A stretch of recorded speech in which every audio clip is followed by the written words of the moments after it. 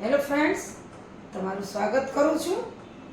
આજે હું લઉં છું અપૂર્ણાંકના ગુણાકાર. અપૂર્ણાંક છે એના વિશે આપણે ભણી ગયા છીએ. એના ગુણાકાર પણ ગણિતમાં ઘણી જગ્યાએ આપણને ગણવા માટેના આવે છે. તો એ આપણે લઈએ અપૂર્ણાંકના ગુણાકાર.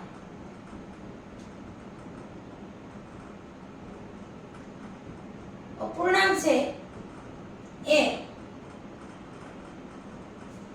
અંશ અને છેદ એ સ્વરૂપે પણ હોય છે, પછી પોઈન્ટ સ્વરૂપમાં એટલે કે દશાંશ સ્વરૂપમાં પણ હોય છે, અને મિશ્ર સંખ્યામાં પણ અપૂર્ણાંક આપણી પાસે હોય છે. તો એ દરેક પ્રકારના આપણે ગુણાકાર છે કેવી રીતે ઝડપથી અને સહેલી રીતે થાય આપણે હવે જોઈએ.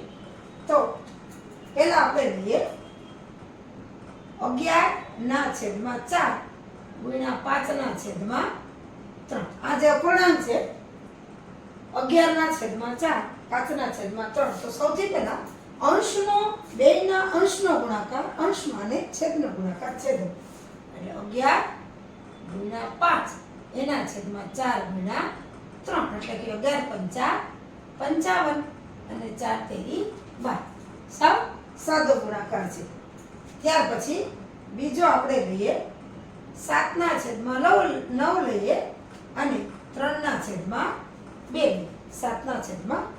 હવે જો અંશનો આની જેમ અંશ સાથે જ ગુણાકાર 7×3 અને 9×2. હવે આમાં આપણે જોવાનું ગુણાકાર કરીએ તો થઈ જ જાય, પણ જેમ બને આપણે સાદુરૂપ આપતા જવાનું. આ 7 અને 2 નો કે છેદ નહીં ઉડે, પણ જો 3 છે 3×3 = 9 એટલે અહીં 3 આવશે. એટલે કે 7 અંશમાં ફક્ત 7 જ રહેશે, 3 નીકળી ગયા અને અહીંયા 3 3×3 = 3 × 2 એટલે કે 7/6 એ ગુણાકાર આવશે. હવે ઋણ સંખ્યાવાળી એક ઉદાહરણ લઈએ આપણે. તો -12/7 લઈએ અને ગુણ્યા 5/11 લઈએ. તો માઇનસ એક વખત માઇનસ, તો -12 ગુણ્યા 5 અને 7×11. અહીંયા 12 5 7 અને 11 માં ક્યાં છેદ ઉડશે નહીં, એક વખત માઇનસ છે એટલે આવશે જવાબ -12 × 5 = 60 અને 11 × 7 = 77. હવે બે માઇનસ હોય તો શું થાય? અથવા તો આ બાજુ પેલી સંખ્યા છે માઇનસ છે, બીજી સંખ્યા માઇનસ હોય તો શું થાય એ જોઈએ. કે 3/4 ગુણ્યા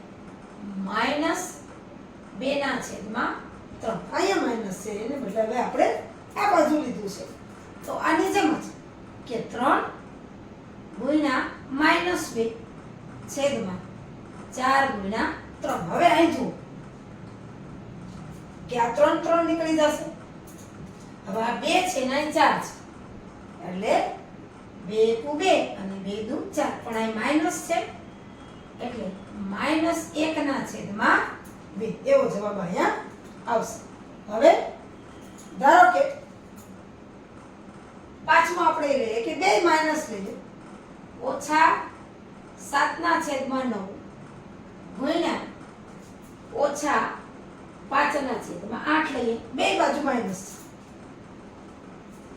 તો -7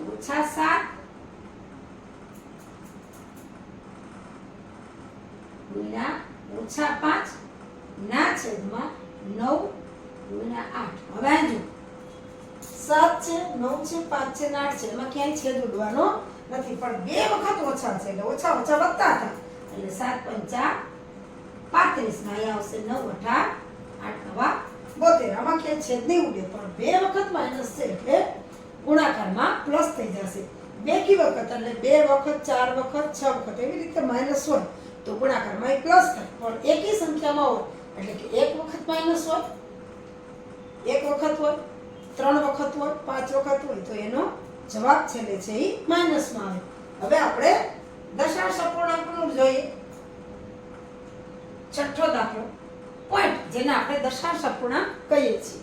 તો લઉં 0.2 ગુણ્યા 0.3. હવે આપણને ખબર છે કે ડાબી બાજુથી એક આંકડા પછી પોઈન્ટ હોય તો એનો પોઈન્ટ આપણે કાઢી નાખવો હોય તો છેદમાં જેટલા આંકડા હોય એટલા મીંડા મૂકવા પડે. અહીંયા 2 છે તો મારે પોઈન્ટ 2 માંથી 2 લેવા હોય તો તો પોઈન્ટ પછી એક આંકડો છે એટલે એકડો ને 1 મીંડું એટલે કે 10. જો 2 આંકડા હોય તો 100, 3 આંકડા હોય તો 1000. એવી જ રીતે અહીં આમાં પણ મારે 3 કરવા છે એટલે 3/10. તો હવે આ અંશનો ગુણાકાર આની જેમ થઈ ગયું.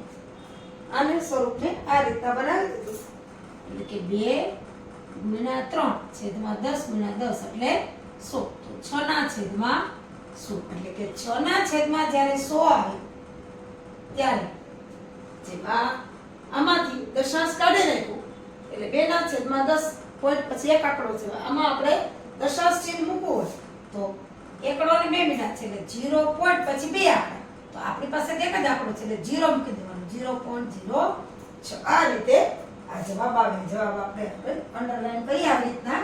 તો અહીંયા આ રીતનો જવાબ આવે 0.06. સીધું પણ થાય 3 × 6 પણ એક આંકડો આ ને એક આંકડો આ એટલે 2 આંકડા પછી પોઈન્ટ એટલે કે 0 પોઈન્ટ એક જ આંકડો છે એટલે 0.6. આ રીતે ગુણાકાર થાય. પછીનો દાખલો લઈએ કે 0.3 લઈએ ગુણ્યા 1.5 લઈએ. તો આમાં પણ આ જ રીતે 3/10 કરીએ. અહીંયા પણ પોઈન્ટ પછી એક જ આંકડો છે એટલે 15/10 કરીએ તો 3 × 15/100 એટલે કે 15 તેરી 45/100. તો 45/100 બરાબર જો અહીંયા 2 આંકડા અહીંયા જેમ કર્યું એમ તો અહીં તો 2 આંકડા છે તો 0.45. આ એનો જવાબ આવે. હવે આપણે લઈએ મિશ્ર સંખ્યા એટલે અપૂર્ણાંક અને પૂર્ણાંક બંને. 5/2.1/3.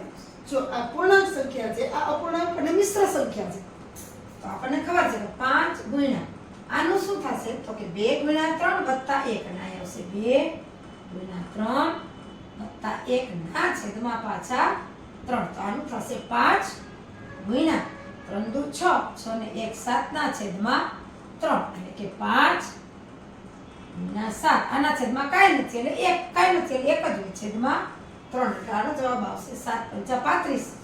તો 35/3 આ જવાબ આવે. ત્યાર પછીનો દાખલો લઈએ. આ જેવી રીતે એક પૂર્ણાંક એક મિશ્ર અપૂર્ણાંક લીધો એવી રીતે બે મિશ્ર અપૂર્ણાંક લઈ લઈએ. 3 પૂર્ણાંક 4 સપ્તમાંશ લઈએ અને 2 પૂર્ણાંક 1/4 લઈએ. કોઈ પણ તમે આંકડા લઈ શકો.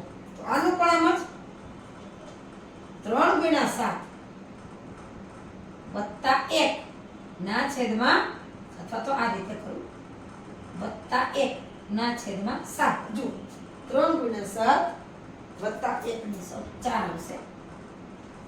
3 × 7 + 4/7 એવી જ રીતે અહીંયા કે 2 × 4 + 1/4 3 × 7 + 4/7 2 × 4 + 1/4 અને અહીંયા શું આવશે તો કે 7 × 21 21 ને 4 25 એના છેદમાં 7 ગુણ્યા તો 4 × 2 8 8 ને 1 9/4 આવી ગયો ને આ સ્વરૂપે. એટલે હવે 25/7 ગુણ્યા 9/4 બરાબર 25 ગુણ્યા 9/7 ગુણ્યા 4.